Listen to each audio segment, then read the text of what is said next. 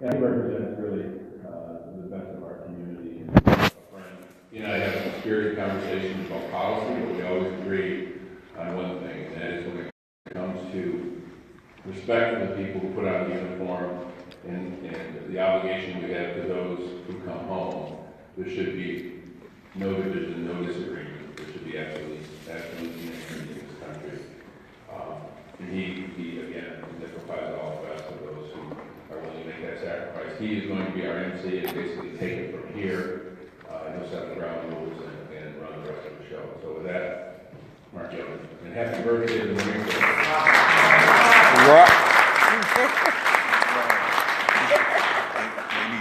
That's why they worship because they need. Say that again. Oh. Say that again.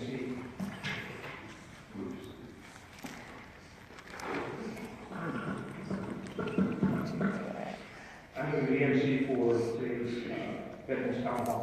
My job is to be as honest as possible. This is the stage set for veterans to tell their story. First, our friends and press, thank you for attending. We would greatly appreciate your respecting the intent of this event by remembering that all veterans' comments are deeply personal. And while this is an open event, we ask that you please respect the privacy of these veterans by asking either a member or staff of the veterans themselves if they want to be on the record. Today there are many vets who would love to speak and many non-veterans in attendance as well. In order for the town hall to be successful, my role is to ensure that the event honors the following agreements and expectations. A number of veterans have already indicated to us that they'd like to speak. I'll introduce each by name, branch, occupation, years of service. Once all the predetermined veterans have gone, I'll open the floor for other veterans in attendance to speak. Each veteran will have 10 minutes to speak about what their service means to them.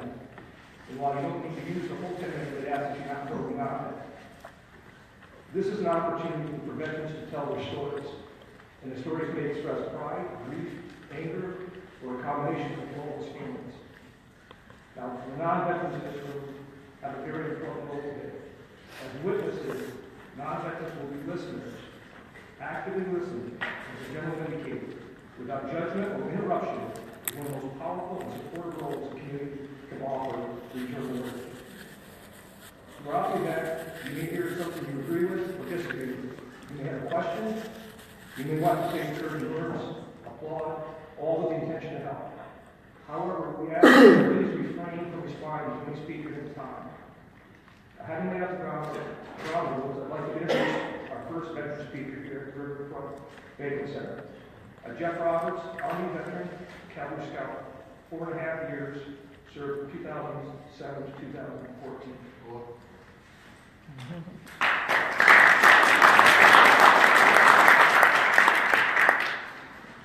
Thank you, Congressman Kildee, for hosting this event. I think this is outstanding. Currently, I work across the street at the University of Michigan Flint. I am the program manager for Student Veterans Resource Center there. As a veteran myself, I know the importance when you get out of the military, you go back to school.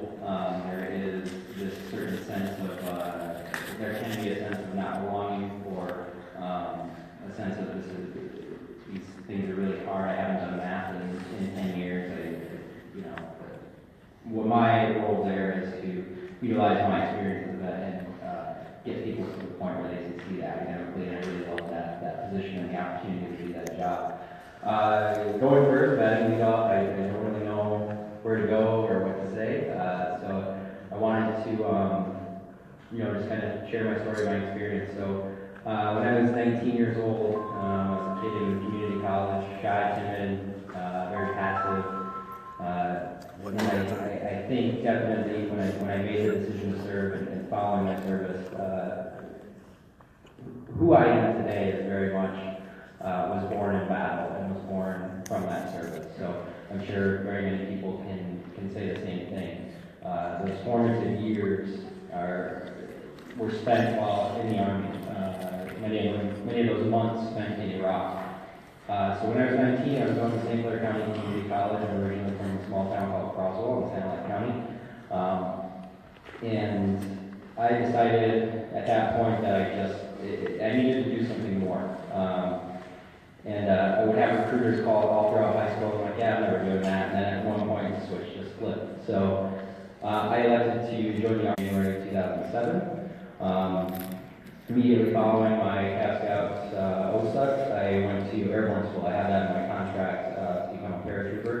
Went to Fort Benning immediately following. Spent 3 weeks in airborne school. Graduated that in June of 2007. Went on a short leave. And then reported my first unit, which ended up being my only unit, the squadron, 73rd Cavalry Regiment, Fort Bragg, 82nd Airborne, 3rd Brigade. When I got there, I think it was June 22nd, 2007, and I was boots on the ground in Iraq on August 11th. I joined a unit that had been deployed already for 12 months in the Diyala province. And at the time, in 2007, the Diyala province was the most violent region in Baghdad.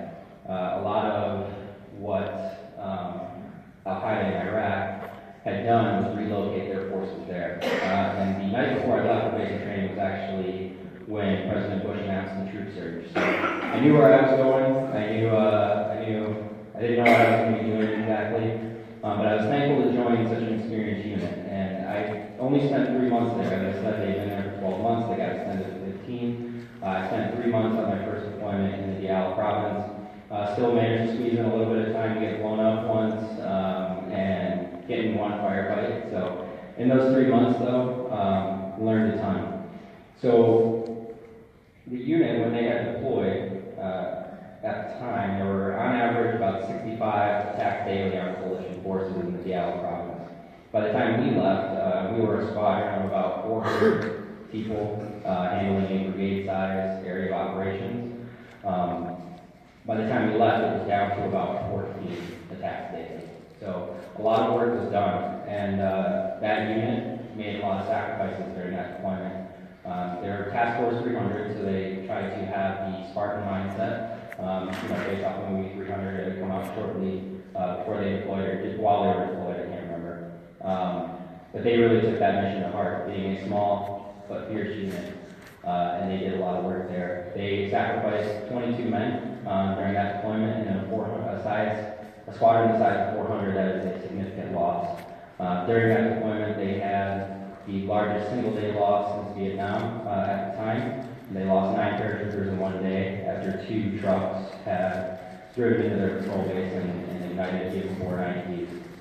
So I was privileged to deploy with that unit even for a short time. Came back, 20-year training, deployed to Baghdad in 2009.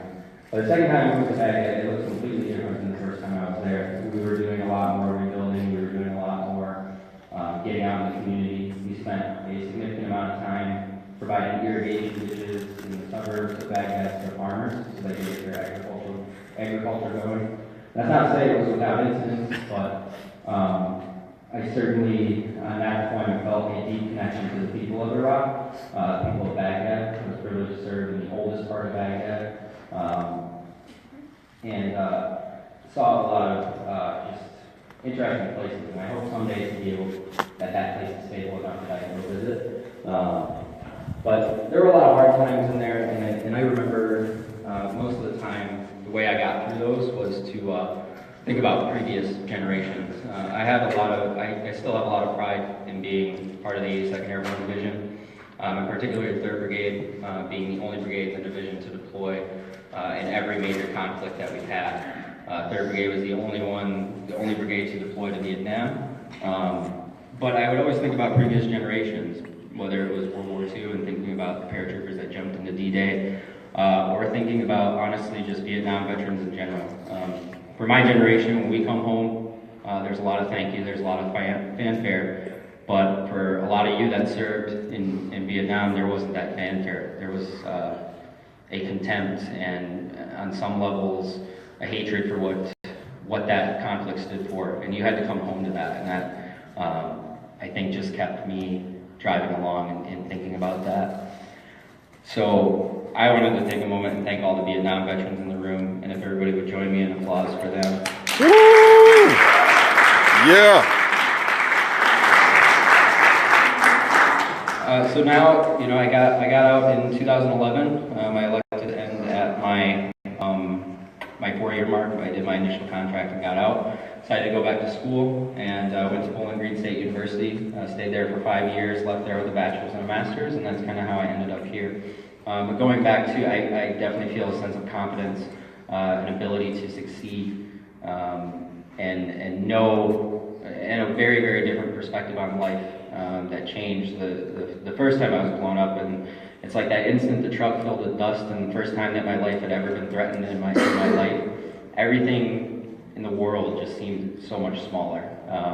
All the problems that I face these days just gives me a resilience to get through and to know that this is not life and death. So I thank you for listening to me and listening to my story. Once again, Congressman Kildee, thank you for hosting this. I appreciate it. And thank you to all who have served, and also thank you to the people in this room that have not served in the military. Thank you for listening to us.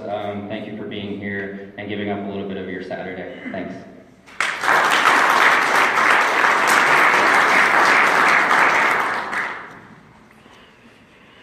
Just a couple of housekeeping notes. We have a number of veterans that have already indicated their willingness or desire to speak.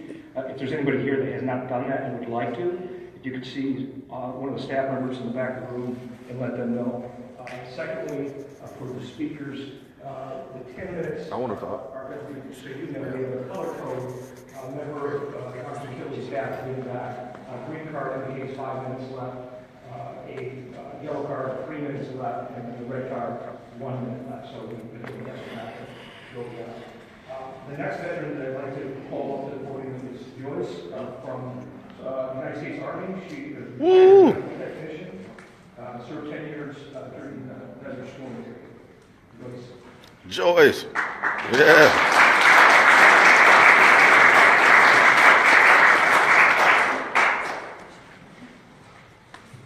Hello. Again, thank you, Congressman Kildee, for doing this. I was serving during a time, and I was only, I think it was only 2 females that had a division that ran a division in the hospital. So it was a difficult time, but it was also an education one, and something that I learned from. I was talking to Ms. Susan, who also, was a medical field, and I thanked her for helping to pave the way, so it was a bit easier for me. I like to say a poem that erected at the Philly stand down that we do every year. It's called Red, Right, and Bruised. I have been bit, but not broken. I shouted out loud and barely spoken. I've wallowed in self-pity and prayed to my deity. All in the name of the red, white, and blue. I've been labeled a hero, but given zero. Everything I have, I've earned. And words, deeds, or what I've learned. All in the name of the red, white, and bruised. I chose the tough road. I have paid most of the debts I have owed. I've only asked for what I deserved. Sometimes my forks in the world have been curved. But there was always a way. After the storm came a calmer day. So now I'm proud to stand before you and say that I have triumphed, even through the red, white, and bruised. Thank you.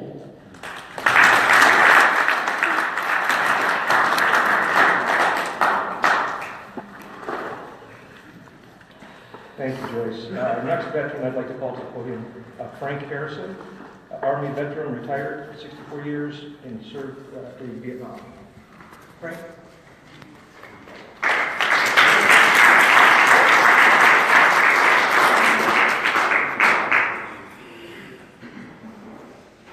Welcome home, brother. Thank you. And that's why I'm up here. I'm not used to this. I don't know nothing about this here, but anyway, I'm just telling it like it is. I'm a mad veteran because I'm mad because it's just like my man there just said, welcome home, brother. We didn't get that when I got home. We didn't get that when I went. When I left here, I was the head of the household of my family. I got 9 siblings in my family. My father died in 1960. I was inducted in the Army. Well, me and my partner went to sign up in 1964 when the Vietnam War first started out. They wouldn't take me in because I needed 20 more hours of credit to finish school. We was going for the Marine. He went in, we was going in on a buddy plan. He went in, after he went in, I went back to summer school, I got my 20-hour credit. I went to, then I got hired in the shop, so I didn't want to go in here. But they sent me a letter saying, you are inducted. They drafted me in. Then I didn't want to go in, but I went anyway. But anyway, when I went in, as soon as I got the basic training, I got a letter from him. His name was Roy Stokes. He's on the board over there. He got zapped. He told me the last letter he had sent me said that you don't want to come over here. He said because they shooting us out of the sky. He said he was with the 101st and Marines. He went over there with the 101st. So he got killed. He got zapped. Anyway, if I tell all that, I'll be here all day. But anyway, the story I'm trying to say is that when I got inducted and I was connected, they stationed me. They didn't know where to station me. I was in Vietnam for the first 2 months. I had no records. They never knew I was even there. When they finally found a place to place me, and I was in there. When I got over there, it was just like then in them days, when they used to put that Twilight Zone. I used to love that Twilight Zone picture. And when the glass breaks, like it was in another world. That's what happened to me when I got to the province. I was just like lost. But I didn't get emotional. So anyway, anyway, going through all that, go fast forward. Anyway, I was inducted in. I was stationed, first 23rd Infantry Division in Korea on the 38th Parallel DMZ zone. My job there was, I guess, to test me out or whatever. Then we was over there, and we was connected to the 1st CAV division. Now from there on out, I was back and forth in and out. I was there in the demolition specialist. We was in and out of Vietnam, back over in Korea. That's why I'm dating now as a Vietnam era vet. So, but anyway, I made spec for I got all, and I loved it. I loved it because I knew I was fighting for my country. I was fighting for my people. That's all I thought about. I didn't say nothing about the country because the things, that's why I said I'm a mad vet, because the things that we was going through here in Michigan, my roots is right here in Flint, Michigan. I've been here since 1947. I know I went through it with Dale Kildee, with my uncle. His name Lee Henry Harrison. He knows exactly what I'm talking about. He fought, he was a Korean veteran. He had wounds all in his head. He got shot 4 or 5 times. He had plates and everything on his head. He fought for his benefits. He fought for his benefit until he died. And when he died, we still don't know what happened to him. He drowned out in Mud Lake in 1969. If anybody probably remember that incident. He drowned out there. He was fighting for his incident then, and he didn't get his benefits until after he died. His wife got it. See what I mean? I see all this happen. I see people come back with me, everything. When I got back, I was in Seattle, Washington. A little kid walked up to me and asked me, I had a little piece of candy I brought back from Vietnam. They candy is different. And I sit there and I had all my reference there, just deployed. And I said, she sat beside me and she said, what is this smell here? I said, oh, I don't know what it is. I said, that's from Vietnam or whatever, I said, I just got back. And she said, oh, that's pretty, And I said, well, here. And I gave her a little piece of candy. And her mother walked over there and looked at me and she said, look. She said, get your butt over here, sit down. She said, that man is crazy. She said, he's a child murderer. That's what she called, something like that. I mean, right then and there, you know, I just never had nothing to say. All I did, I didn't get my benefits until 2003. I put in form when I first got out. He wanted to go through all this stuff here and fill out all this. I didn't know nothing about all this political stuff and all that junk. So I just went on and I went back to work. And I dealt with all the frustration and said that I had another partner, his brother got out. And I helped him get in. My brother went in. He was with the 173rd. He went over there. He fought for 10 years before he got the benefit. He still don't have even 100%. Well, he do have 100% now, but it took him like 10 years to get it, and he's still things that he's getting. I got another partner, Gene Brew. You know, he's still in Battle Creek now, and he's 100%, and he got cancer now. You know, he got all this, and I got 10% Agent Orange and all this stuff. I got prostate cancer and everything. I don't even mess with mine. I'm on 100%, you know, but I'm workability. And that's what the only reason I got it is because, you know, they just, I told them, I said, hey, they wanted to send me to doctors here. I got to prove this here, prove that. I said, my proof is put now. You got to do is go on the internet and find out exactly what I did. And then they'll tell you that. They told me, they said, well, we lost half your record. That's all. All you can do is take my word. So they tell me, well, we'll take your word, but you got to do this and do that. I said, well, I ain't got no more to do. I said, if you give it to me, good. If you don't, I ain't worried about it. 2 weeks later, they sent me my benefits, but I only got 2 years back. But 100%, everybody tell me now, well, you need to get this. I still don't have medical, you know, like I needed, you know, stuff like that. But I deal with it. I don't even argue about it. I don't worry about it. Just, okay, go ahead on and do what I got to do. But that's the only reason I want to get a chance out here to speak, is because I'm mad, because we got treated like dogs. We got treated worse than we did when we went in. And when we got back, we still get treated the same way. Like I said, I have people now, but then this just started happening within the last 3 or 4 years, walk up and say, welcome home, veteran, like my man there. And I got people that voted up. I've been with 3 or 4 chapters around here, and I see every time they come out, they bring in reasons up there, you know, like Sam, you know, I know him real good. He can't see. And whatever chapter he's come to this memorial over here, I just left the one across the street. He can't see. He's not looking at you. He's looking at the general. He can't even get people in his chapter, you know, to come down here because he do the right thing. He fights for the right thing. Use a little more assertive. And that man been through more than I have. You know what I'm saying? And we don't get no record. I don't know if it's color or whatever it is, because I'm not president. And I know when it was in the feet on the ground, you know, in the war zone, then just like my man there, you know, I was over there with Lieutenant Kelly. See what I mean? And when he did the village thing over there, I know you know what I'm talking about. See? And all that, you know, that was like the president after me. See what I'm saying? First time I ever see the presidency really is when I was, my last duty station in Fort Bliss, Texas. You know, I got an incident with a guy at the motor pool. He just decided that.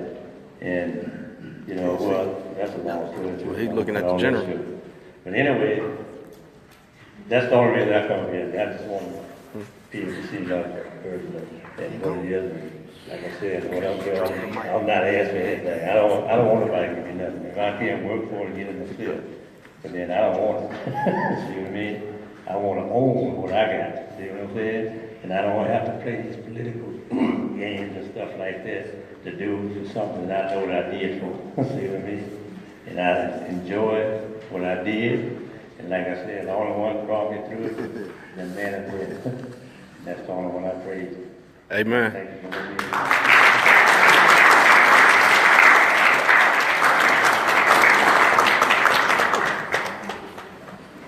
Thank you, Frank. Our next veteran is a U.S. Army Major, Michelle Merritt, engineering officer, 28 years, served in Operation Iraqi Freedom and Operation Enduring.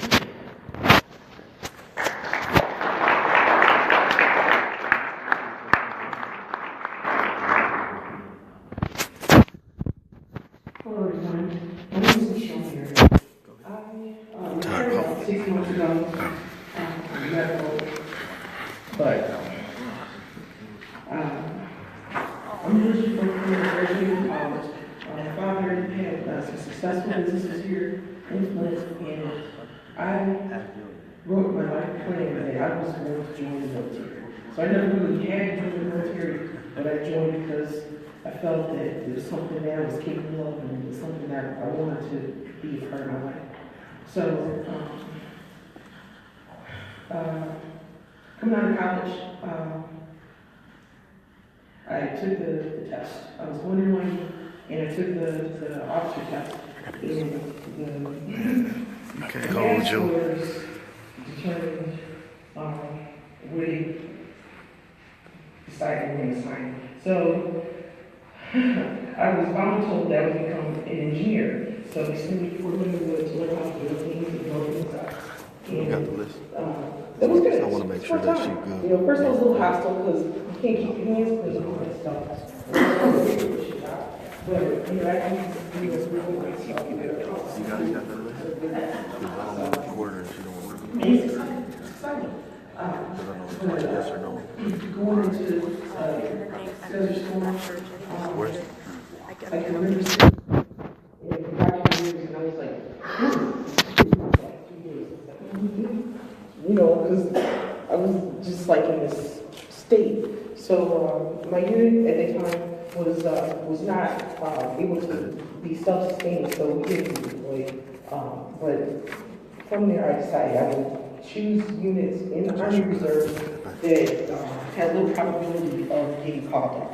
So I got a lot of specialty designators. I did a lot of war planning. I've been to Korea like 8 times. You know, focusing on the Korean Peninsula. 8th Army Augmentation Command used to be down in the Detroit area, and we just all we did was work on the Korean threat. But anyway, the thing that ended up happening is early in my career, where I was trying not to get deployed, when the global war on terrorism came along, somehow they found my name in the database. And pretty much every other year from 2003 till now, I've been called on active duty. So the last deployment was 3 years ago. I got called up for the defeat ISIS threat. And generally in these situations, the thing that ends up happening is there'll be a bunch of active duty people, and you know there'll be a small amount of reservists. So downsizing all this thing. The thing that ended up happening was that the command center ended up being mostly reservists and only about 20% active duty personnel. So, you know, the wonderful thing about the military is that you get to be a part of history and you get to witness history. So, you know, all the things that you see on CNN, the Jordanian pilot, you know, sitting in the command center during that. Everything dealing with the ISIS, their movements and so forth. And like I said, I was here in Flint, I got called up, I went over there, next thing you know, I was war planning. So actually, we were doing course of analysis development, and it was my idea to choose Mosul as a strategic movement, and the general picked my idea, but I was able to justify why it was a good move for us as U.S. forces and the coalition forces, and so that went well. But you know, the success is that recently, the last month they took over Mosul, so that's they regained it. So that's one of the upsides. But I don't want to, you know, that's just a little caption of my military career. If you're a reservist, the thing that ends up happening is you have to be good, you have to be talented, you have to be multitasking. And the reason you have to do this is because you have to be good on your civilian job. Yes, you do. You have to be good for the military because you have to meet every regulation that the military says you have to do, but you have a lot less time to do it. So between the other things that everybody else values is, you know, family, the things you enjoy in life. So it takes a lot to balance all these things out as a reservist. And I've been happy to do that. But the thing that I was really excited about to speak here today, is to bring up just a few issues. I was reading about military benefits, and as compared to all the states, Michigan is rated absolutely last in benefits for veterans, which is heartbreaking to me. I didn't know that till I read that.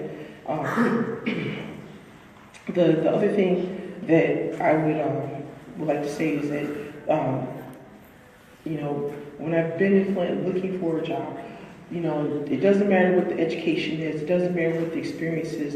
It's always been like, oh, you can be a security guard. Like, yeah, I can, but that's not what I would like to do, and I don't like being put in that box. And I'm sure other people have been like, "Oh, you're just in the military. All you're good for is just laying in the dirt, and you don't know anything beyond that," which is not true. So my second point would be that the job opportunities and opportunities after people leave the military, I think there needs to be a checkup from the neck up with the people who serve veterans and not have that kind of boxed in thought. Because I could be a security guard, but you're not gonna do it. Anyway, and so the third point is on a personal note. As I stated earlier, I got deployed for the Defeat ISIS threat. So when this happened, by law, reservists are supposed to get 30 days notice to deploy, but I actually got 2 weeks. So I didn't have a whole lot of time to, shut down my life and do all this stuff. So there is a law that says that if a military person is deploying, that any legal action or anything that happens against them cannot take place. That is a law. But the issue is, I don't know how many landlords really know that this is the law. So, they were like, get on the plane. I got on the plane. So I went, do what I need to do, sent my money back to pay my rent, and they put my stuff out. Okay, so the good news is that I've been able to rebuild everything except the sentimental stuff. So it's, it's not like, at least I was able to adjust. But the reason I'm telling this story is that I'm not the only person. Because the situation is my unit, when I deployed, was based out of Grand Prairie, Texas. So I didn't have unit members, in this area that could go and check and look out and do things for me. And I just had no place to call or to say, look, this is the situation,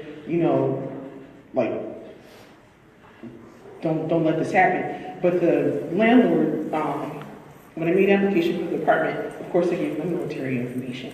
And they're like, oh, we never knew that you were going, away. But, I'm not crazy. I gave them my orders. And that was really their argument. But the thing is that if somebody is deploying out of this area, where do they go? Do they go down to the county court building or to the administration building and say to the ladies on the second floor, oh, this is the situation? Because they're really probably not going to do anything. I wouldn't want anybody else to be put in that situation. Because financially I was able to rebound, but, the situation never should have been because it was illegal. On that note, I'd like to say, Congressman Kildee, I appreciate you. You're one of my hometown heroes. I always have been, even when you're working at the administration building. Right, and sir, good to see you, General Stone. Yeah, so that's all I want to say. And, I love Flint and I love the Army. And, have a great Veterans Day.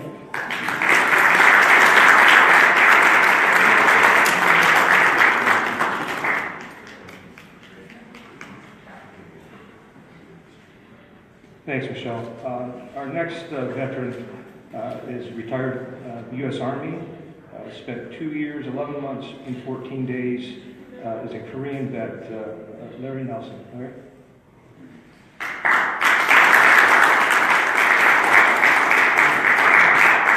Congressman Kildee, thank you very much. Ladies and gentlemen, fellow vets, good afternoon. I don't have profound to say. Like one of my fellow veterans before me, I went in under the buddy system with two of my friends at Fort Wayne down in Detroit. Unfortunately, they too flunked out, and I was left by myself. Then this kindly sergeant come up and put his arm around me, and he says, you know, if you would extend for another year, I can get you special training, stuff like I can do lots for you. So that's how I went from 2 years to 2 years, 11 months, 14 days.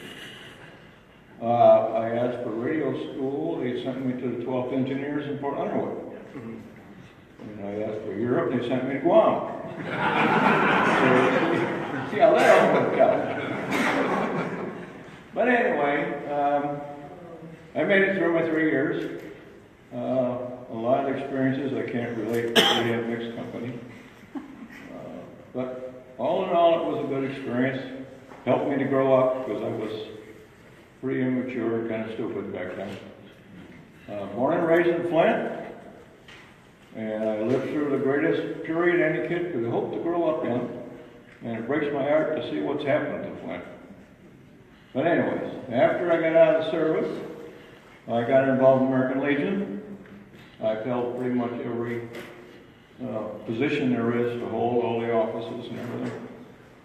Some of the experiences was dealing with other veterans.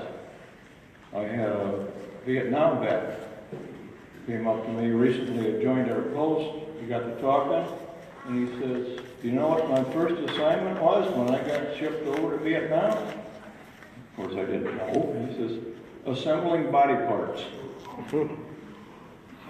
Welcome to the war.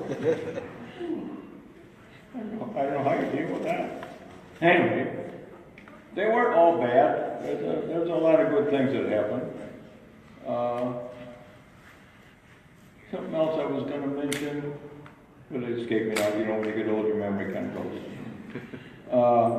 One thing I did want to talk about, main reason I came down here, and I'm hoping that Representative Kildee can help me with this. My brother retired from the Navy. After he got out of the Navy, he went to work at the post office, and he retired from the post office. Was living out in Arizona. Well, he passed away in July.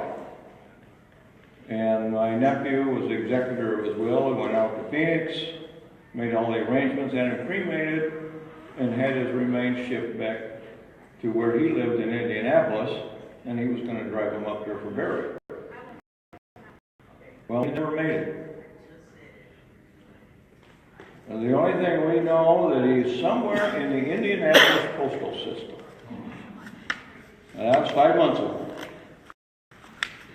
And I tried to get answers. Of course, maybe I don't have a big enough stick. But anyway, they said, well, we're looking into it. So I've been working with the Michigan Department of American Legion, and also a McAtee, who was assistant to the state rep, state senator, I think it is.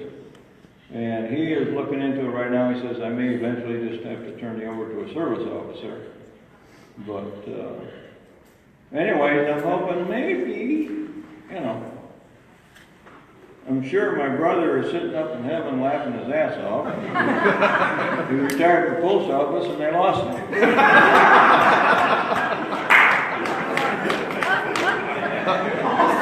I don't know what you're going to do about that. Anyway, we're hoping eventually to find my brother Rich and bring him home so we can bury him here. It was mentioned earlier about how Michigan was so poor in veterans claims and all that. We'd like to toot our horn a little bit because the American Legion, and I'm sure the VFW and all the other service groups are the same way, they've really stepped up and taken this job on, and I think they've done a wonderful job at expediting some of these claims and stuff. So, other than that, thank you very much for listening to me.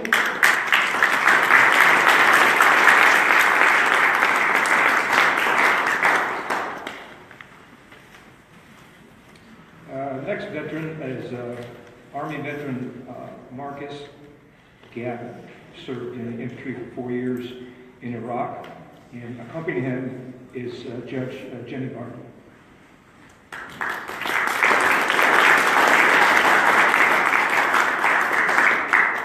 Well, good afternoon, everybody. Thank you for sharing your stories. Thank you for allowing us to be part of your lives. I'm here, I'm not a veteran, but because of an event that happened 6 years ago to someone who I cared about very much, and that's my secretary, who lost her son to PTSD. He lost his battle. And I think you all know what I mean. She took that horrible tragedy and brought to my attention that there was such a thing as a Veterans Court. And I went to New York and looked at their program, and to make a long story short, hometowned to Genesee County. And I'm proud to tell you that we are having our 5th anniversary of the Veterans Court. Now, this program is for vets who find themselves as a result of injuries, most of them emotional, they've suffered because of their service. They find themselves in the criminal justice system. It is not a free pass for a veteran, but it's for a veteran that got themselves in the trouble because of that, and instead of going through the regular criminal justice system, they come to our program. Our program lasts a year. The vast majority of people have their charges dismissed, and the key component to it is that each and every participant, I've got 18 in my cohort right now, we have 80 through the program, most have graduated, but the key component is each has a mentor. The one thing I've learned in running this program, and I think one of the most important things, is vets talk to vets, probably because they understand. And a lot of people who have had a successful journey is because they have had a successful relationship with a mentor. Now, we need mentors. We also need participants. If you know anybody who's in trouble with the law, be sure to have them investigate whether or not they can get into my program. But we need mentors. And I am going to leave with Mr. Kildee's staff how to sign up as a mentor. But I couldn't think of a better way to demonstrate to you how important it is and how serious we are about it than to have one of our past participants who graduated successfully, had his charges dismissed, who decided to pay it forward. And that's with Marcus. Marcus is now mentoring 3 people. That's more than he should be. Probably 4, I'm sorry. More than he should be. It should just be 1 because it's a totally time-consuming thing. But this guy, he reminds me of a couple other people that can't say no. But for that, I want to turn it over to Marcus so he can tell you about his service, tell you about his time in the program, and tell you what it means to be mentor. But the most important thing I'm going to do is leave this information with Congressman Kildee's staff. Marcus?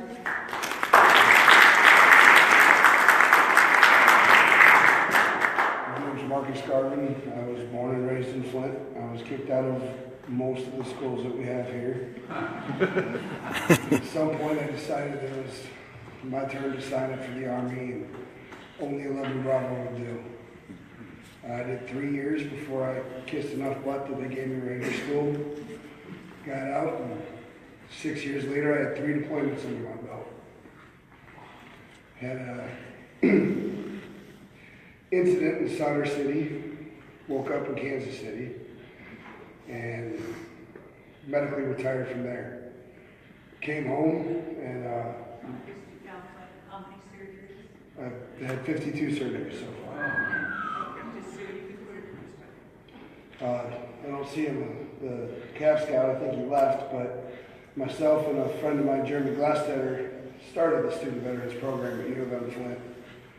And I ended up going there and got a bachelor's degree, and then I got another one, and a master's degree, and I went to work for the state.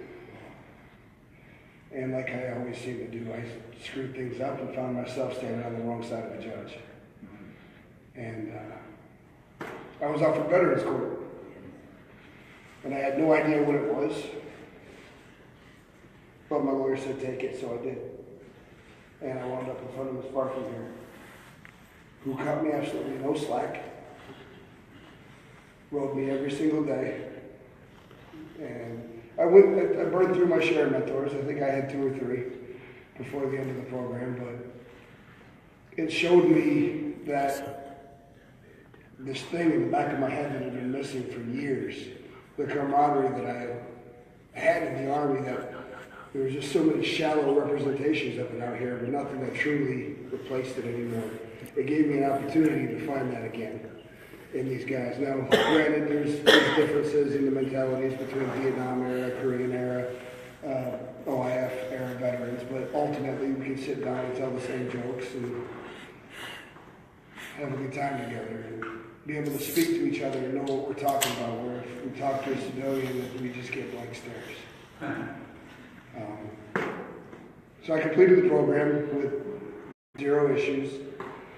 My charges were dismissed and I was sent home. And about 6 months later, I was approached about coming back as a mentor and working in the program and being assigned people myself. And so I went back to the program and I was assigned a guy and assigned another guy and another. And before I knew it, I'm sitting here with 4 guys now, and I wouldn't trade any of it. I talk to my guys every single day, and it's very rewarding.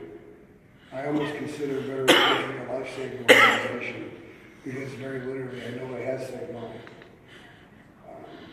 I'm sure several of us in the room have had that moment where we're sitting on the corner of our bed or sitting on our couch with no lights on, and we're thinking all kinds of things. And it helps me, especially to see Miss Cherry every week.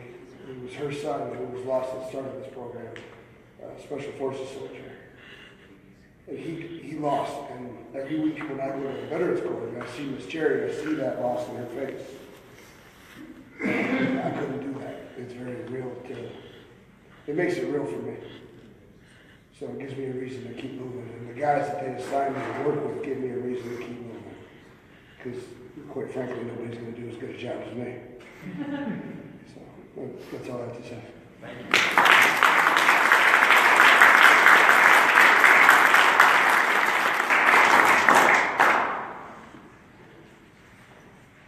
Our next speaker is Army veteran Tom Toohey.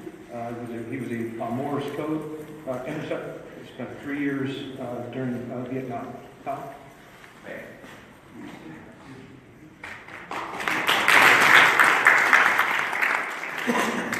In case I say anything really cool, I'm going to do that. And I'll get to the reason on that in a little bit. Thank you, sir. I appreciate this. On the 5th day of the 1950s, I was born just a couple blocks over here at St. Joe Hospital. In November of 1967, I stood on the field at Atwood Stadium with my horns and my Viking outfit because I was the Flint Northern Viking. Thank you. That's right. My mom went to Central, so it's good all around. And I wouldn't be standing here today if I hadn't gotten caught in the draft in 1970. But I was smart, and at the last minute I signed up. They looked across the table and said, "You're a college boy, aren't you?" I said, "Yeah." And they said, "Have you ever heard of the Army Security Agency?" I said, "No." And they go, so I didn't know any better. And I knew it was better than toting a rifle. And I allowed myself to be signed up for 4 years. In 1970, in June. Hey, Yancho.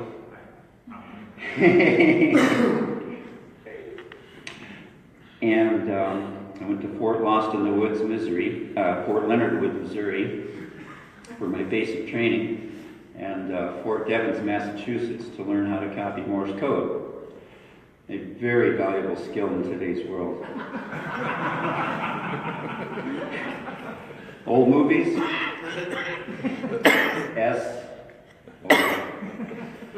in any event. And this is only the second time in 45 years since I got out that I've been able to stand and say I'm a veteran. The only other time was the last time when I was with you and I got this thing here, the little pen.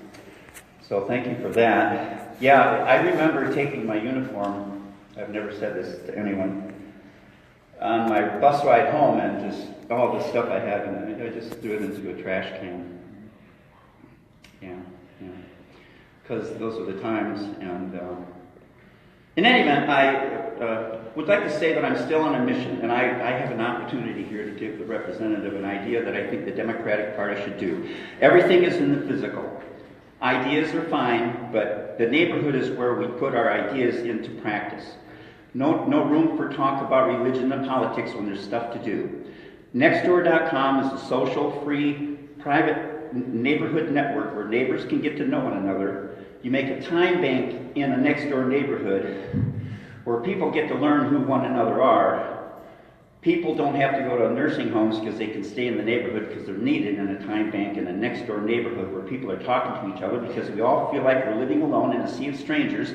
And when we find out we're really very much people who are exactly like us, just even the people who are different from us, when we get together we find out there's only 3 things that we have in common. We eat, we sleep, and we poop. Everything else is a choice we make. So that's what the Democratic Party should do, is encourage people to understand what the core economy is. You have an economy, but without the core economy that built the economy, you have nothing. The core economy is if I'm in a wheelchair and I can't change the light bulbs, I go to the time bank and you might come over and change them for me, and I pay for that by doing something for somebody I can do. I don't get out often. And I'm in a dilemma as well. I've been dealing with the veterans pension for 2002. I had colon cancer, and I now wear a colostomy bag, and I have since 2002. What you do sitting down, I do standing up over the toilet. And I was given an 11% chance of surviving 5 years, 15 years ago. And I stopped filing my IRS tax forms back in those days because I was planning on dying. And I didn't die. And it screwed up everything with my VA pension, and I had to go back retroactively and get my IRS forms done and show them to them, because when my mom passed on and left me the home I'm living in, they think she left me $110,000, and that's just not true. So that's why I'm doing this, because I've been recording my voice and images and everything they've written to me so I can spread it out and understand it, for one thing, and point out where I have found they have made factual errors, which will the waiver back out, and I'm sure we'll be talking about that soon. So thank you to the VA for saving my life. I had colorectal cancer in 2002, and I have free medical care because I was in Vietnam. Well, actually, we weren't in Vietnam, we were in Thailand. We were listening to Morse code. I get the Morse code signal and call on the landline to somebody else who gets the same signal, and they can cross the signals with directional finding equipment and send in people to get the VC. That's all I can think of. Thank you again. Go Northern.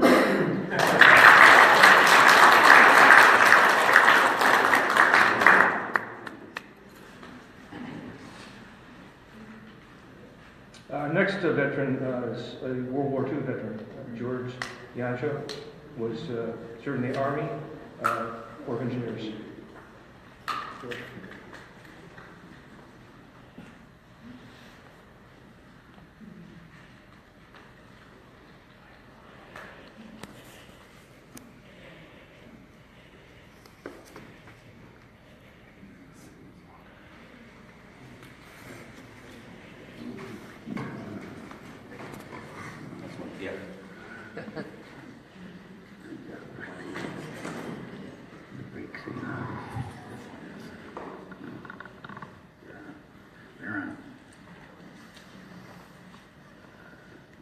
Okay.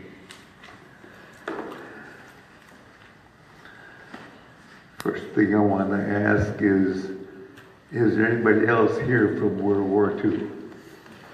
Any hands go up, World War II?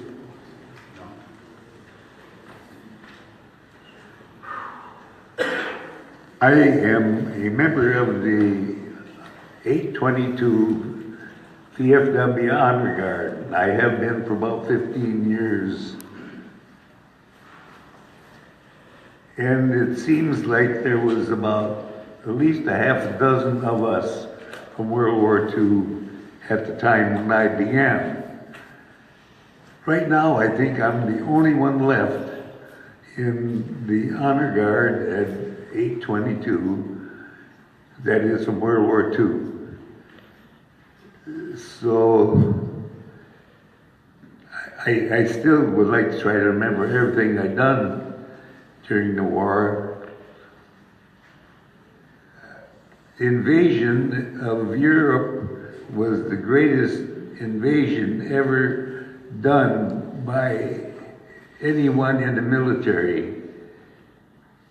I missed that, and I am glad because I might not have been here talking to you right now.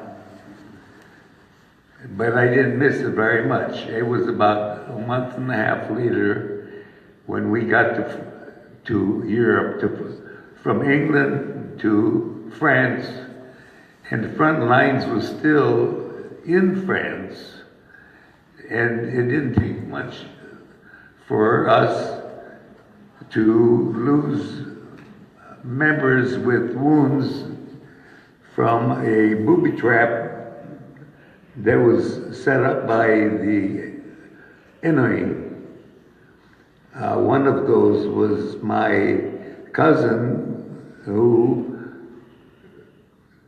was told by the colonel to pull the roadblock out of the way. And we were taught in our training, you put a rope on it and pull it out of the way in case there's a booby trap. But the colonel wanted to get through that immediately, so when it went off, my cousin got wounded, and I hadn't seen him for several years after the war. But the colonel also got wounded, so probably served him right. That was our first experience in the European theater. My second experience is we were assigned, I was in the combat engineers, and the combat engineers, they will assign you to whoever needs you. And this particular time when we were taking Aachen, they set our battalion of engineers in as infantry. And I happened to be in the foxhole, and one bullet hit my machine gun and knocked the pistol grips off the machine gun. And before that, I never believed in smoking cigarettes. But I immediately lit up a cigarette and started smoking. I smoked for 15 years before my family decided that they didn't want me to be smoking. And it's a good thing because that was 1957, if I remember correctly. So whatever health I do have, it's probably because I don't smoke. The second encounter I had with the enemy was they had the Sing-Free line had pillboxes all along that line, and our job was to get them out. So this one particular pillbox, being the leader of the squad, I kept the men back, but I went up and I threw a hand grenade in one of their portholes in it, and we went around on the inside of the pillbox, and those that were dead inside had been dead. It was not my doings, so I felt good that I did not kill anyone. But I put 300 pounds of dynamite in that pillbox, and then I lit one fuse, and it was burning as I lit the second fuse to make sure that it was going to be blown up when I left. So after finally the wind was blowing, but I did finally get the second fuse lit, and then I took off to join mine in a safe position. And it destroyed that pillbox completely. And the next thing we were doing, we were planting mines between the American forces and the German forces. Also, other nights we were digging mines. And as we got to the furthest infantry, they would ask us what's the password, so we told them, and then we asked for the countersign, and when they gave us the right countersign, they said, where are you going? And we said, we're going up here to lay some mines and some barbed wire. Well, don't you know I'm the furthest one up front? Yeah, I guess we knew that. You poor SOB. Other jobs we had, when the road needed repair, we'd be working with our shovels, and being engineers, we had to work on the road when General Patton or someone else would come by, we'd have to salute, and then until they got away from us, then we would continue our work. And one time on the main river of Germany, the spring, the high waters took the bridge, the floating bridge downstream a little, and we had to correct that, had to bring that back up. Another job, when we were building bridges, we had to build this one from the timbers that we cut. We took over a German sawmill, cut up the timbers, and used them for building the bridge in Essen, Germany. And that one there, it took a little while. And that only wound I got was getting too close to the acetylene torch, and I burnt my wrist a little bit.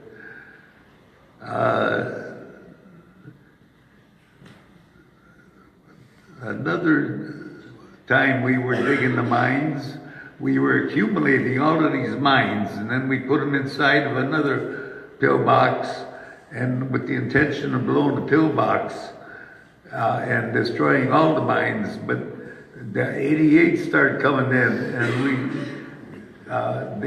when they were getting too close to us, we jumped in our truck and went to a safe area until dark.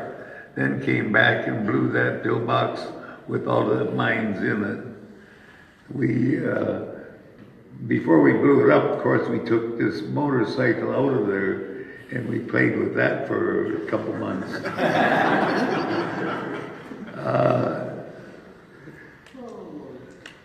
Some of the other things just seems to slip my mind. There was, we were called on in, I believe it was November, to build the road in the Netherlands, to build a road in the cemetery. And the job was given to my platoon, and it was supposed to have been done in 1 week, but it took us considerably longer because it rained every single day, and it rained so bad that the gravel we put in sunk into the ground, and we got saplings out of the Hurtgen forest and laid them down, but the ends turned up. So then we got bigger logs and we pinned them to each other with big spikes. And then we built the road on top of that. And they were happy that they had this road in there, and one of my men got wounded by a mortar, and our medic went to get him, and the medic got hit direct with that mortar, and he's buried in this cemetery in Margraten, Holland. And my platoon is on the back page of that, and I'm the tallest one with the shovel, and the rest of those are my squad. But anyway, they were so happy with this, and they were so happy that we saved them from the Germans, that they put a big book like this, and almost everybody in Holland has this book. And I have mine, it's in English. Mine is not in their language. But they interviewed me, they came here to the United States and spent 8 hours with me. And this is what the book is. I'm in 5 different pages in that book, including my squad on the back. That's awesome. After that, we had the Battle of the Bulge. And we were in there. At one time we were surrounded. And when the Germans wanted to have us surrender, the general says, nuts. And the German says, was ist das? Nuts. So anyway, that was that. Shortly after that, it was 1945, April, and that was Easter Sunday. We went to work. We went to Mass at 4:30 in the morning, and then went to work putting a bridge across the Rhine River, which ended up being the longest floating bridge in military history. Went across the Rhine River. The Navy helped us.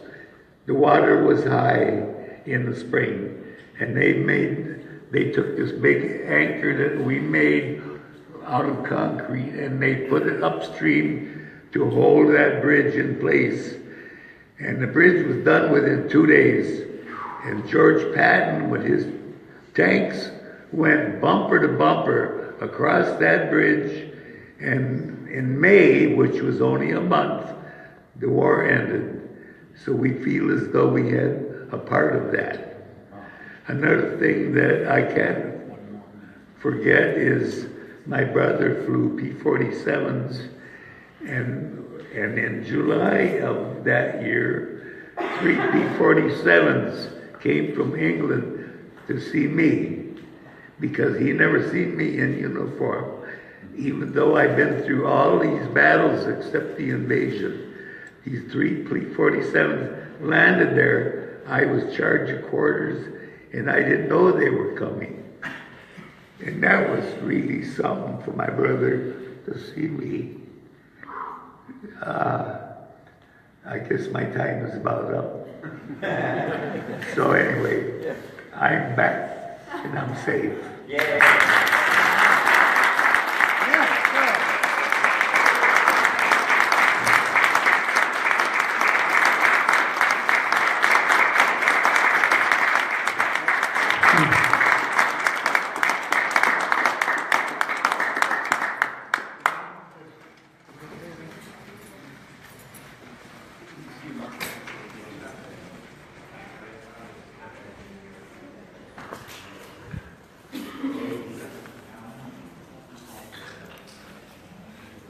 They don't want to call me, man. They don't want to call me up to yeah. How's the first place, sir? Yeah, no, can't be. Our next speaker, Army veteran Arthur Woodson. He was an NBC specialist, spent 7 years in the Army during the Gulf.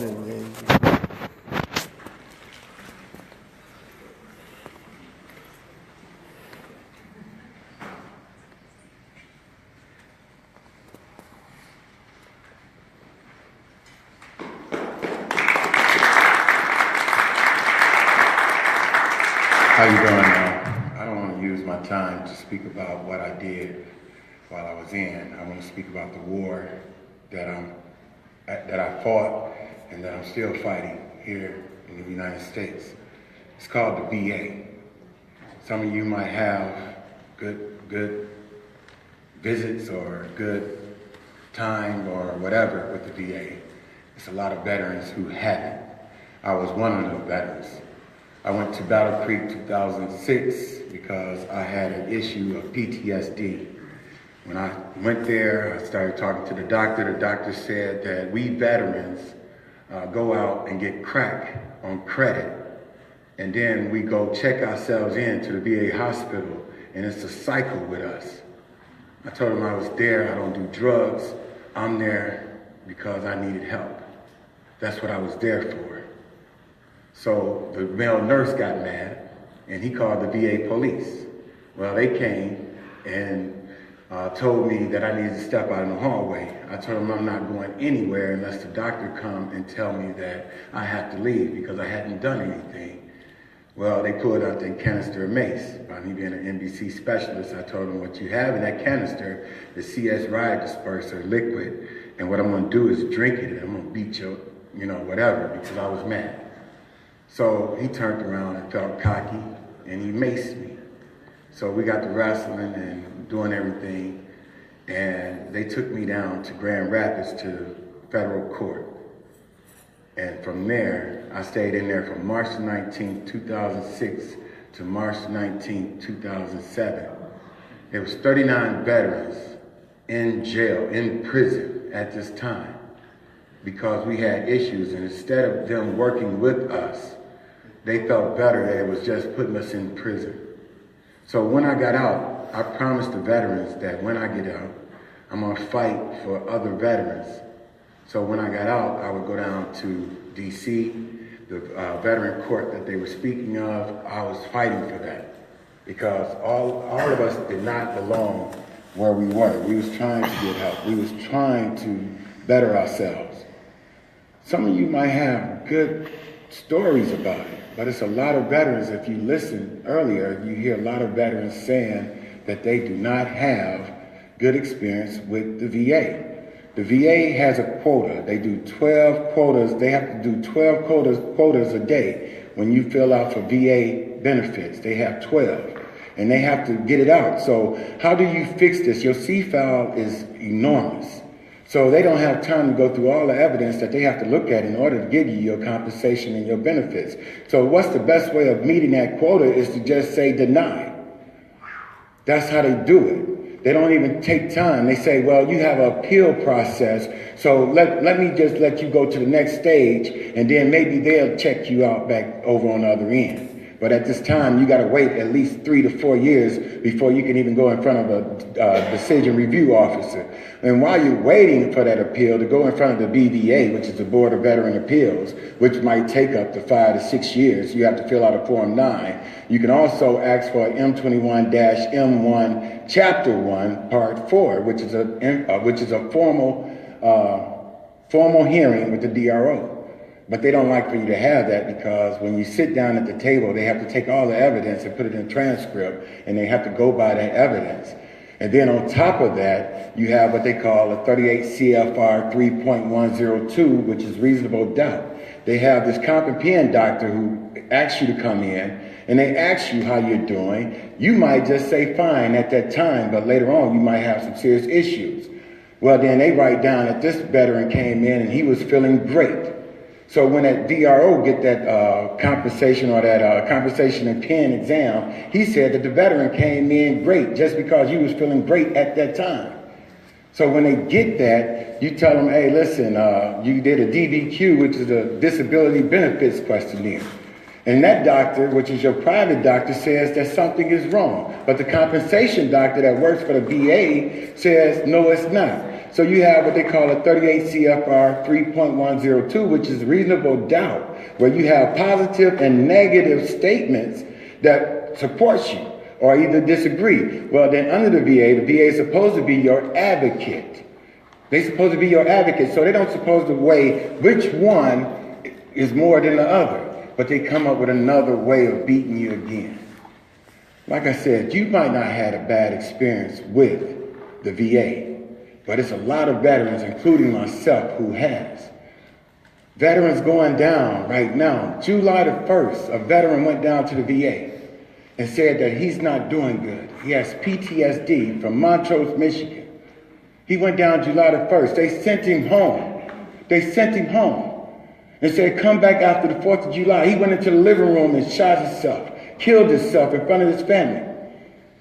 This is not a joke. Doctors don't have to be licensed to be moved around in the VA. They just go. A doctor put the x-rays up backwards and they amputated the wrong leg of a veteran. These are the things that's going on. And just because it's not happening to you doesn't mean that it's not happening to someone else. I tried to open up a veteran transitional housing.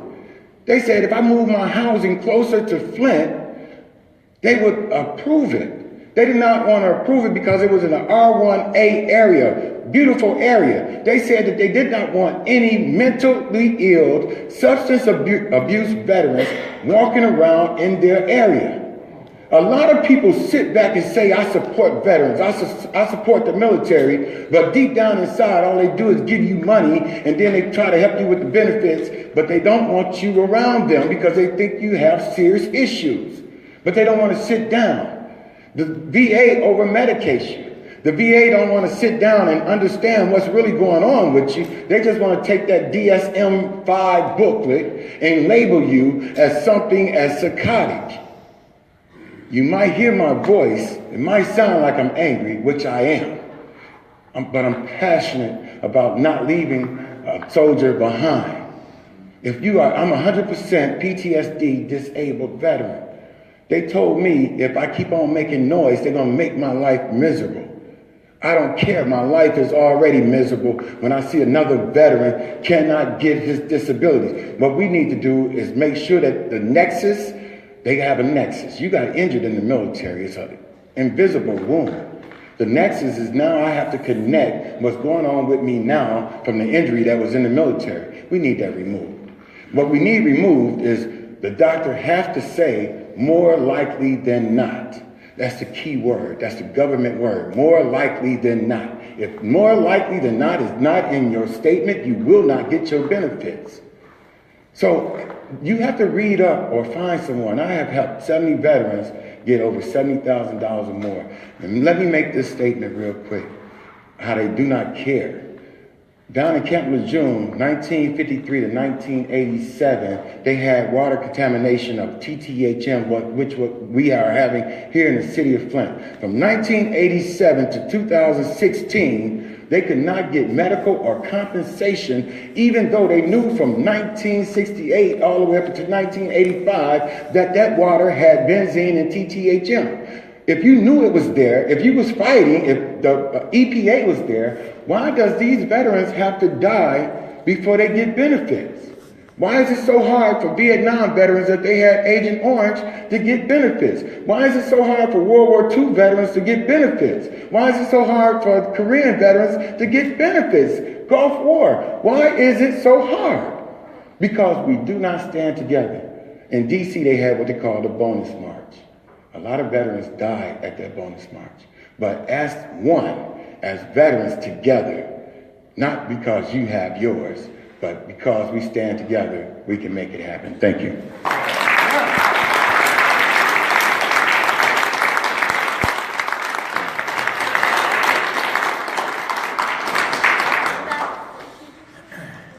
Our next veteran is a veteran of the British Army, Airborne Infantry. He spent 24 and a half years from 1985 to 2009. And I'd like to welcome Lane Weiserman. Is that Lane Ian? Okay, I thought maybe Ian was there. Thank you. Thank you very much. Two veterans, because he led the way from my generation, my parents' generation, to what they are today.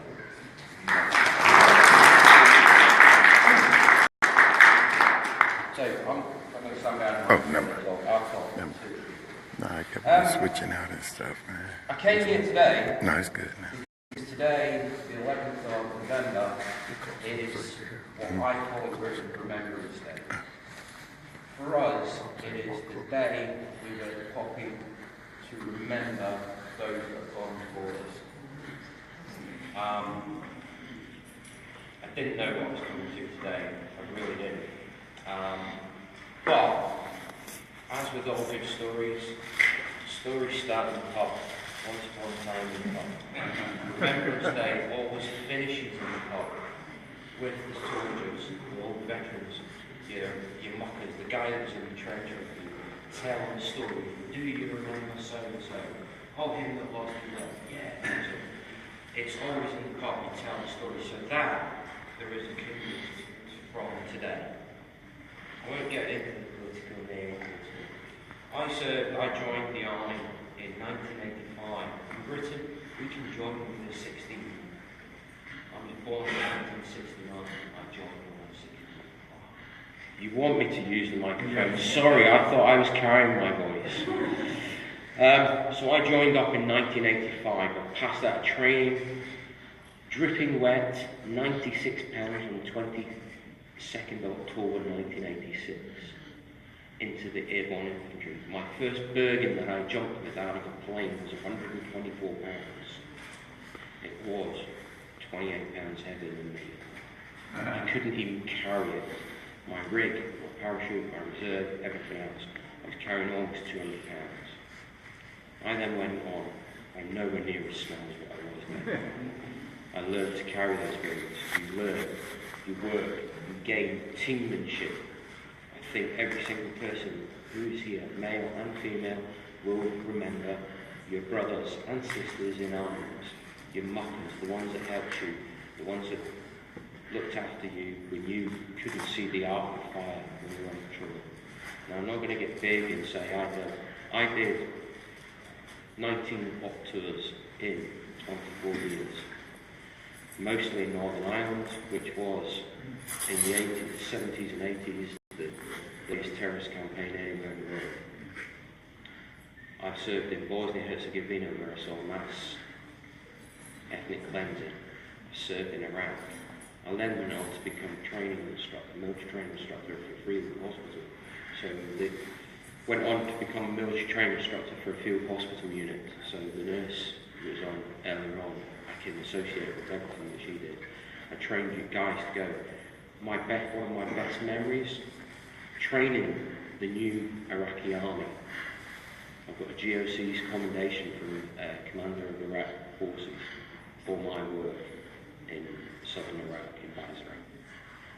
Fantastic times. I will always remember the good times as much as I will remember the bad times. Today, when I was polishing the medals and tuning up the shoelaces, I'm going through the names of my friends that have died. Because today is my Remembrance Day. I think you class the Memorial Day. But for me, it's Armistice today, on the 11th of November. So today it's about remembering and things. And I would like to finish, I won't keep it too long. I brought this up. This is an extract of a poem. And it's for everybody that's ever served who will know this. They went with songs to the battle, they were young, straight of limb, true of eye, steady and aglow. They were staunch to the end against odds uncounted. They fell with their faces to the foe.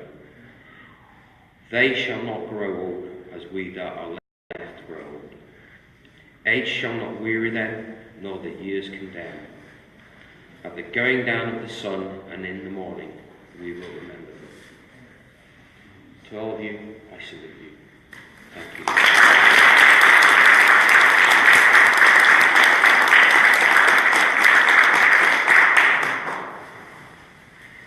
Next veteran is Marine veteran Frank Bourget. I apologize if I'm mispronouncing the name. I served during Vietnam era. Frank.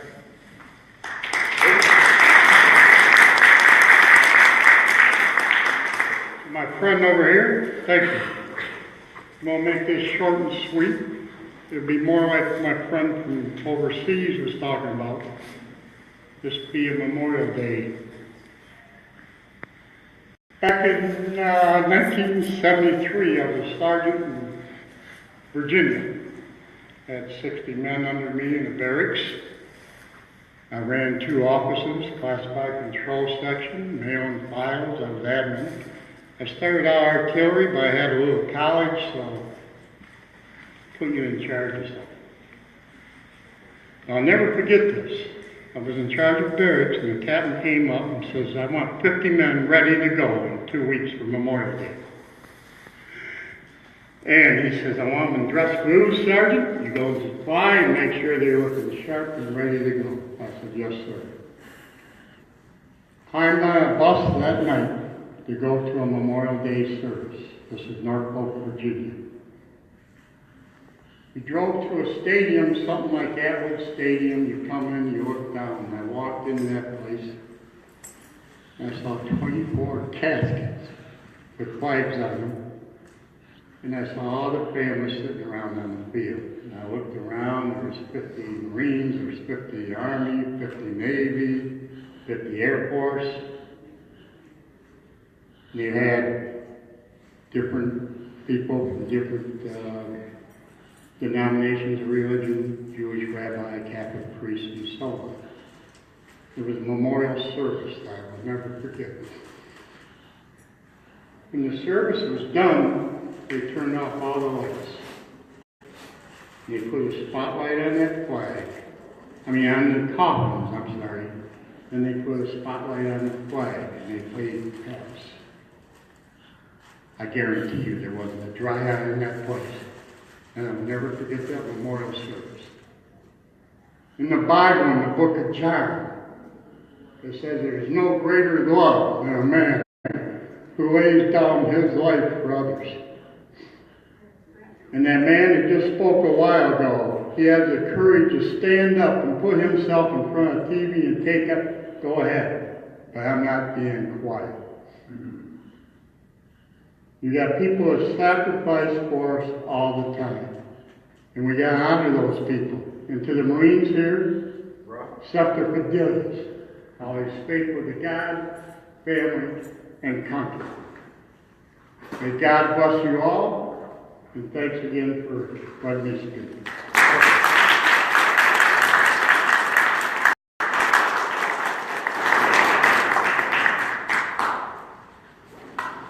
Next is Joe Massey. Joe is an Army veteran. He's an engineer, 2 years in Vietnam.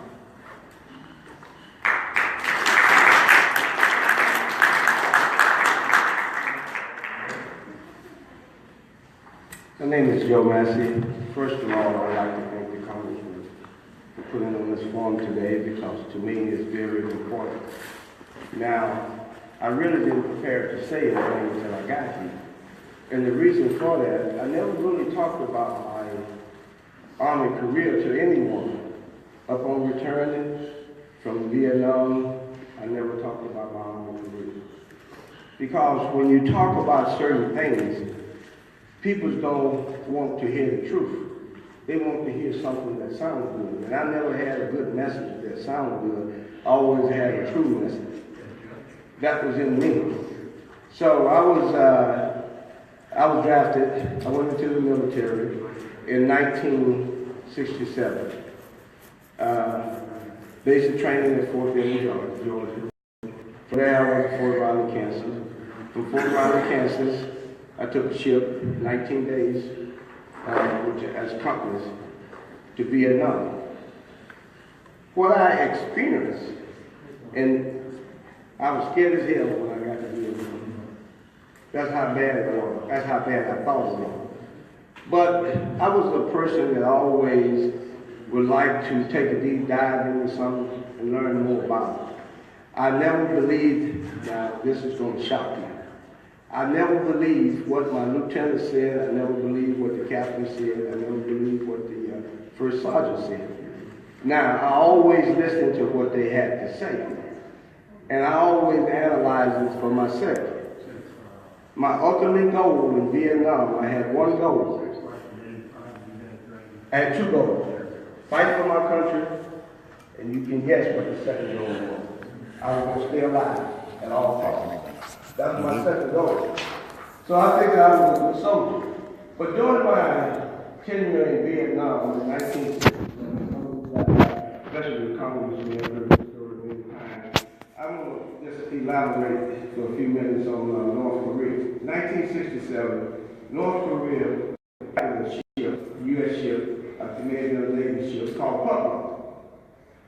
So all of the rhetoric that's coming from the White House and the news media about North Korea, I think over the years I was a person that I used to do a lot of reading. I was doing much reading I used to do. I used to read practically every newspaper out there. I used to be subscribed to the newspapers, okay? So if you go back and you do the research on North Korea, I'm just going to say this for a few minutes. North Korea has always done damage to the United States. A lady a few minutes ago called DMZ something else, but I don't know what DMZ's on in North Korea about DMZ.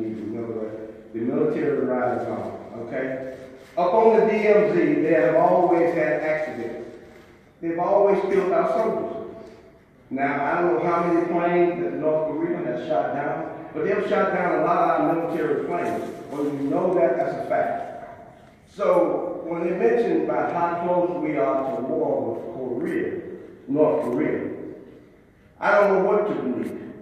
Because if you've been reading it over the years, you have to take what's out there. I understand what's going on, but I try not to get that much concerned about it because I'm getting too old now to put myself in a position where I'm worried about whether we're going to war or not. But I just wanted to mention it. But the most important thing was my Vietnam tenure.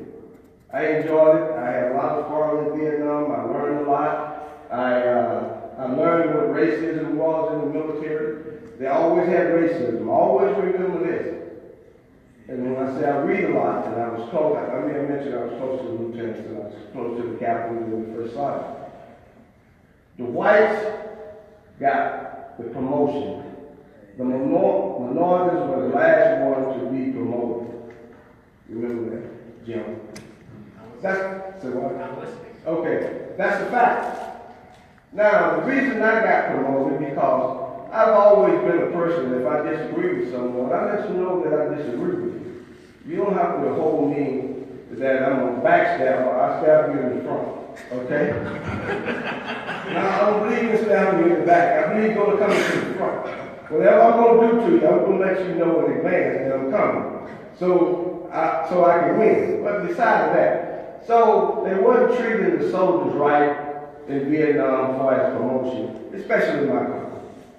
So at that time, I don't know how the military runs today, but at that time, a company was basically run by the first sergeant. First sergeant had, most of them had been in the military at least 20 to 30 years, okay? So first sergeant had the last say. Whatever came up, someone was going to be court-martialed. First sergeant in that company, first sergeant had to say. So I go in and I talk to the first sergeant. So I told my friend, I said, I'm going to talk to the first sergeant because I want to be promoted.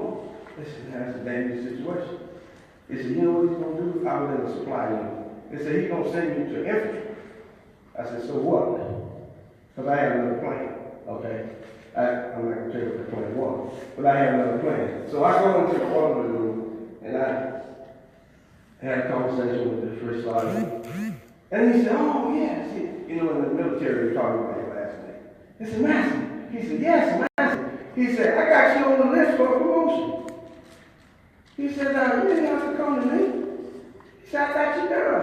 He said, you know, back in that time, the language was, hey, brother, so, brother, that's what he told me. I said, okay. So, the next week, he promoted 15 blacks. 15 blacks. We got promoted. Now, I was close with my lieutenant, simply because the lieutenant and I shared. I grew up in Mississippi. So the lieutenant was from Mississippi. So the lieutenant, he was scared as hell. And I was too. We both were scared as hell. So how I became so close to the lieutenant, he always kept a picture of his wife and kid in his little room that we had over the tent, you know. I told him one day, I said, you know what? He was ROTC lieutenant. I said, if you make the wrong decision, that beautiful wife you got, and some other man is going to enjoy your military benefit. So what you should do, you should consider that you and I, before you make a decision, get together and talk about it. He said, you know, that's a good idea. So we became very close, and I used to go throughout Vietnam. I was in the supply unit, so I drove a truck. Sometimes a Jeep, most of the time a two and a half ton. So most of the time he would go with me. So when we would be on a convoy and I tell you, it was pretty rough out there. You get fire, you would receive a lot of fire sometimes, and your friends would end up dead. But that didn't bother me as much as I never thought I was going to die. I always was fighting for somebody else to live. It didn't matter whether the person was white or black. I always took care of everybody. The guy told me, Lieutenant told me something once. He said, Master, he said, I don't quite understand you. I said, what do you mean? He said, you told me you were scared as hell one day, and you were looking out for everybody. I said, well, that's what a good leader's supposed to do, like a congressman. He looks out for all of us in D.C. So that's what I consider a good leader. But at the time, I didn't think of myself as a good leader. I thought of myself as survivor, and I wanted as many of us to survive as possible. That's the way I saw life. I didn't see life as, okay, my friend over here, I didn't like him, I didn't want him to survive. Yes, we may have had some disagreements, but I took care of him. I made sure he was taken care of. If he needed some sea rations and we couldn't get to the mess hall, I always kept extra sea rations, so I gave him sea rations. But one of the most profound things that happened in my life when I was in Vietnam, as growing up, I could use a rifle pretty good. I used to rabbit hunt with a .22 rifle. And when I first told the story, the guy said, man, I don't believe it. He said, you rabbit hunted with a .22 rifle? I never heard of that. I said, well, I learned this. If you can hit a rabbit with a .22 rifle, you don't have a problem hitting a man in the head. I said, you don't have a problem at all. But what happened with my good marksmanship, I never knew this was that the government had this school. They came to me one day in Vietnam and said, you know, we got a job for you, and we're going to promote you. That sounded good. They said, what we're going to do, we got a job, we're going to send you to the government assassination school. Up in, I think at the time, somewhere in Virginia, you know more about it now, up in Virginia somewhere. So I decided I would go. Then I thought about it. After he told me, well, I think you're gonna have to re-up. And that was it. I said, no, I'm getting out of that. But I did experience that, and I never knew that, because the reason I mentioned that, most people today, like I said, I talk about everything probably going on in Vietnam today to my friends. It's that I've never heard of assassination school before. I didn't even know the government had assassination school. And I always say this to them. If you read and believe certain things, you will know all of it. But if you never read, all of this information is out there. But if you never read, you never learn much about the government and how they operate. Now, I do believe this. Someone was talking about veteran benefit.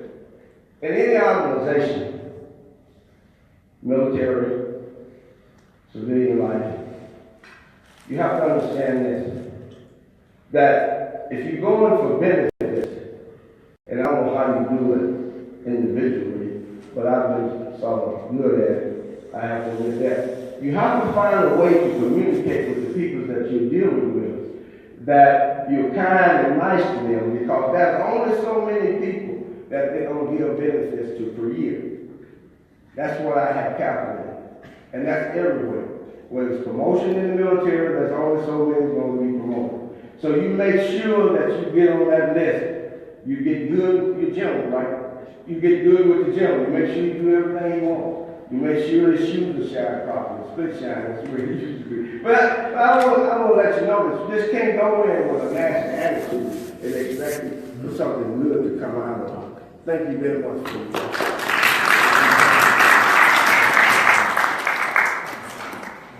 So we've got two veterans left to speak. Next, I'd like to invite the podium George Kildee, certainly Marines in logistics for 4.5 years.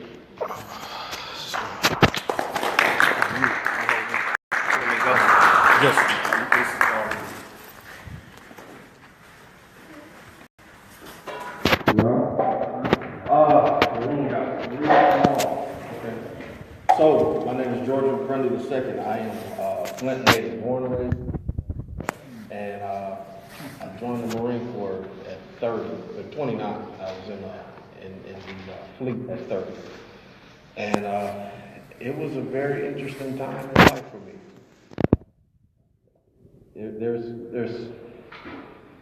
There's a few things in life that I have learned that unite people. You know, sports can be divisive, but it unites. Music, food, and the military. I had a lot of experiences that I didn't expect to have when I joined. You know, and come from a background of veterans and people that have served the country well. World War II, Korea, Vietnam, reserve people uncles that were in reserves, they were twins. That were at Camp Lejeune during the time of the water issue, so on and so forth. So it's been in my blood or my heritage, and I had this whole thing planned out what I was going to say when I got up here, but now it's almost like it punched in the face. What am I about to say? But with that, I want to say that my time of service was a love-hate thing. I loved it. And all at the same time, I hated it. You know, the hurry up and wait process that you go through, the issue of promotions and all these other things. I had somewhat of a unique situation. I was an embark chief, so logistics was my job. And everybody in the Marine Corps is rated a embark. So I was stolen by one unit. I got to Japan, and they got there before my actual unit could come get me. And I didn't, you know, regardless of your age, you don't know what's going on until you know what's going on. And so I go a year before I realized that I'm in the wrong unit. Nothing can get done. Nobody can proctor my stuff. I'm just in the wrong unit. But it was, you know, by that time the other unit had a different embarker, but they wouldn't release me over to them because it was this little feud. But it was an interesting time. I had some issues because of that. You know.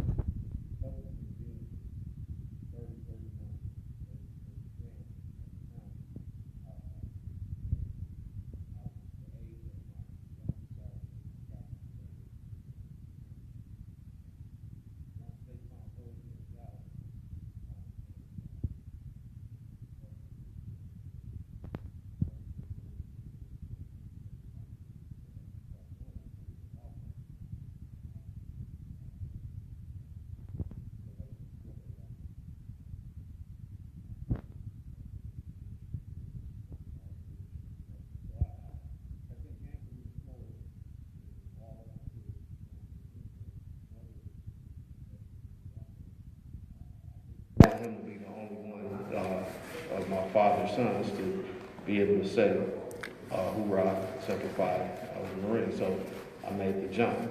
And from that, it was just an interesting ride. You know, I've experienced ageism, racism, sexism, all kinds of isms, but all in the same breath. There was a unity that comes along with that based on how you live your life. And when you live your life, because I was always either the bigger brother or the father figure in the units that I was in or around the people I was in, I was the protector or the person that was getting people out of the crap they got themselves into because I had already lived it. And it caused a lot of barriers to be overcome. You know, I have guys right now that are operators across the country, and doing all types of magnificent work right now across the country for the country. But my thing is, we as a country have to learn how to pass on legacy. We did a good job in what I've read, what I've learned, and what I know up to this point, up until a certain era. But now we're losing in this big gap. The VFW, the DAV, the American Legion, you guys are down now. Nobody's joining at the rate that they used to, and that's a problem.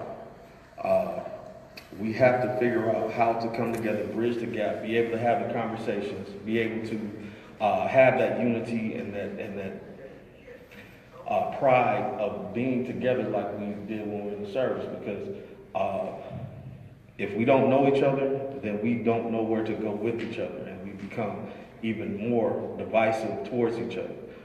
People perish because of lack of knowledge of knowing each other, in this sense of how I'm putting it. So if we don't get to understand our issues, problems, and circumstances so we can grow together, then so goes the veteran, so goes the country, is my opinion. Just like I believe so goes Flint, so goes the country when it comes to the issues that we are dealing with. Because Michigan has provided the country with a lot of resources over the last 100 years. A lot of great minds, a lot of great people, a lot of great sacrifice, and especially Flint. So we have to be the example that is showing the rest of the country what direction we need to go in, because we have been cursed and blessed with a unique situation, which was this water crisis, which can show people how unified we can become and how we can overcome issues that are beyond our understanding and beyond one person's fix, and come together and fix these issues and go ahead. The water issue, that's 7 generations. That's almost equivalent to the Agent Orange issue. If you have Agent Orange, that's 7, 8, 9 generations that stuff is going through your bloodline. So we have a lot of parallels, and those things can turn into opportunities in order to grow our community and grow the situations that we have to advance who we are as a people in this country. I started, and I went way off. Like I said, it's like being punched in the face. Just one second. But when I got out of the military, I found myself homeless and trying to figure out what happened and how did I get here.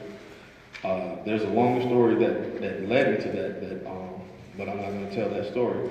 But when I was in that process of trying to go through my valley of homelessness, I had to make a decision because, I'm service-connected 70% currently. So I've got issues. I have things that I have to deal with and that I have to overcome every day. But I had to make a decision then before I realized how bad my issues were, whether I wanted to be here and fight or just give up and let life do whatever it was going to do. And I chose to pick my pack back up and fight. And I started a nonprofit here in Flint, Michigan called VON, Veterans of Now. And my daily task is to help as many veterans as possible. Before I came here, one of the news outlets did a small interview yesterday. My email, my Facebook and stuff has been full, so I was answering questions all up until the point I got to here. And that's what drives me, being able to connect with people that understand the plight. There's several people that were in this room that